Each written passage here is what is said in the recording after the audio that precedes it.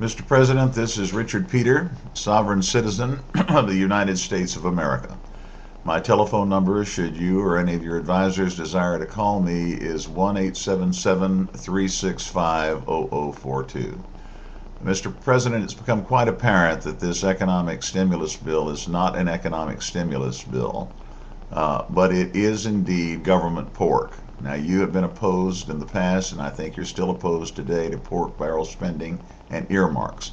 Well, all this stimulus bill, this so-called stimulus bill, is government pork, where the heads of the agencies that work for the American people are asking for their pet projects to be funded. And it's absolutely ridiculous. Now, I noticed today in the news that one of the senators is proposing that we go that we do highway construction and we up it about 50%, since it's such a small portion of the $800 billion that you're proposing. Mr. President, highways equal oil. Highways are nothing but asphalt that are spread out. And I would submit, Mr. President, that right now infrastructure needs to be the third leg on our wheel of economic justice, the third wheel on our tricycle of economic justice, and not the first wheel. We can't afford infrastructure right now, Mr. President. What is the shortest distance between 2 points, sir? It is a straight line. We've got layoffs every day. So what I'm proposing is a $1 trillion fund, $30,000 to go to everybody who's recently lost a job or who's been underemployed, given fewer hours to work, or anybody who's been unemployed for any reason, for any length of time. $30,000 to be up to that, to be either used in retraining for a green energy job or to get their old jobs back. And they have to present these vouchers based on, now they don't get $30,000 automatically, Mr. President. What you do is you cut the voucher to be reflective of their wages in the year 2008. And they get up to that amount. They go to their ex-employer and they say, look, hire me back. Here's $30,000. If indeed they qualify for $30,000, put me back to work.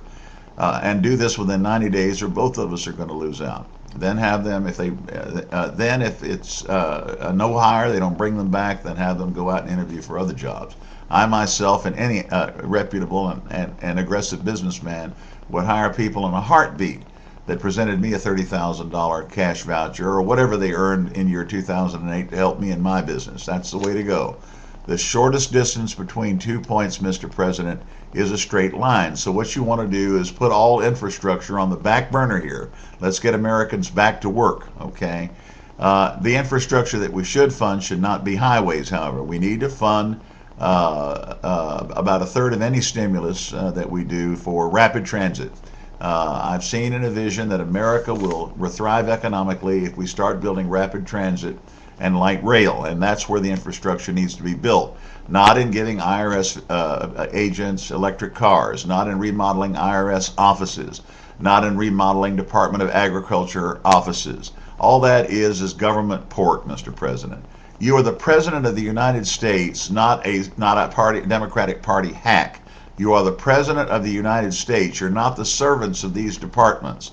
You govern agriculture. You govern interior. You don't go and tell them, give me a pet project, while Americans are lining up in unemployment lines.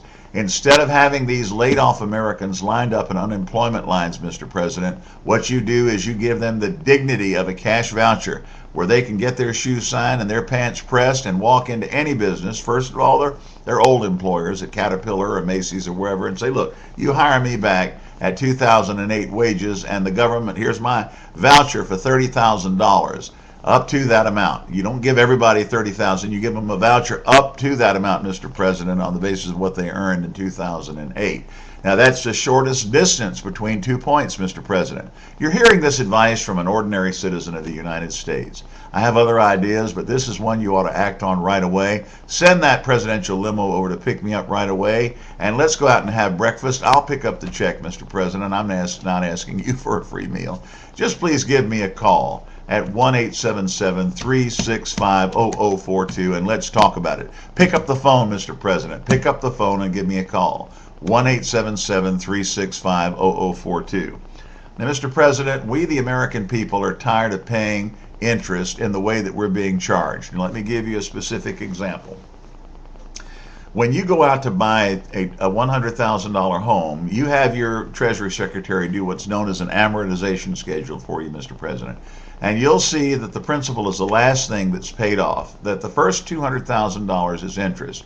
So immediately, we the people of the United States of America demand mortgage reform. We own the banks now. They've come to us to bail them out. They couldn't make do with all the obscene interest charges that they've made over the years because of their corrupt practices and their greed. So now that we're part owners of the American banks, I say go ahead and let's nationalize them. But that may not be politically possible for you to do right now, Mr. President. But it is possible for you to sign executive orders right now, rather than just be friendly to a bunch of Muslims that are trying to kill us, and be friendly to the terrorists and coddle them. What we need to do now is do some loving and coddling on the American people, Mr. President. When we get our 30-year mortgages, what we are paying is a 6 to 8% rate of interest, and all of it goes to principal. So it takes 30 years to pay the house off, which cost the American homeowner $200,000 in interest. If you would immediately sign an executive order, sir, Mr. President, sign this order so that one half from day one of recharacterize all of the loans in America right now, and one half of every payment needs to go to reduce principal and one half to reduce interest. That way the American people can become homeowners in 15 years and not be thrown out onto the street and put in some kind of a concentration camp. They're building detention centers right now, Mr. President, for you to be in charge of riot control. Part of the reason the powers that be let you stay in power is that they think you'll be good for riot control. Fool them, Mr. President. Pull the wool off your eyes and look straight at them into the eye and say, no, I'm not going to be the American president who presides over the collapse of America. I'm going to save the American people and the middle class by instituting mortgage reform. During this emergency, charge no more than 4% interest. Mitch McConnell has a good idea on that. But make that interest and principal payment from day one go 50-50. Put an immediate, recharacterize every one of these loans that are in America, new loans, old loans, I don't care what date they go back to. Recharacterize all these loans, change the rate to 4% and have people go out, and then when those payments are reduced on their homes, they'll be able to go out and spend money and stimulate the American economy again. Now, the other side of this, Mr. President, is the fact that we belong to the Federal Reserve. We are in slavery to the Federal Reserve of the United States. Why should the American people have to pay $400 billion in interest on infrastructure projects like remodeling the Capitol Mall and making it easy for people to go out and get abortion? You know that God is not going to permit or bless a nation permanently that engages in infanticide. That's all abortion is. And so you want to take our taxpayer money that we're going to borrow against the lives of our children and grandchildren that did manage to make it by some miracle from God alive through the womb, and you want to take this money, sir, and mortgage people so they can go out and get abortions and kill more innocent children? This is obscene. This is a fate worse than what happened to King Herod is in store for this country until we recognize the value of innocent life, Mr. President. Now, that's what I'm saying to you. Put the Federal Reserve under the control of the Department of the Treasury, issue a new fiat United States currency, put these cash vouchers in this United States currency. I'm advocating nationalization of the banks, but at least don't do that. If you don't want to do that, put the Federal Reserve under Treasury and start printing our own money that's United States dollar bills and not Treasury notes, Mr. President.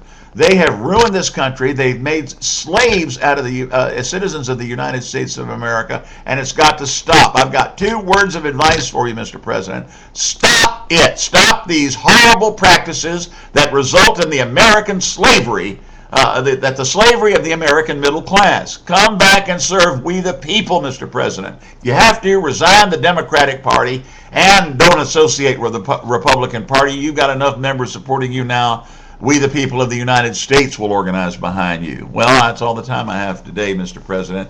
God bless you, sir. And God, most importantly, bless the United States of America. We, the people who established this Constitution that you swore to uphold and defend. Call me, Mr. President. Pick up the phone and call me. My phone number is 1-877-365 0042. God bless you, Mr. President, and God bless the United States of America.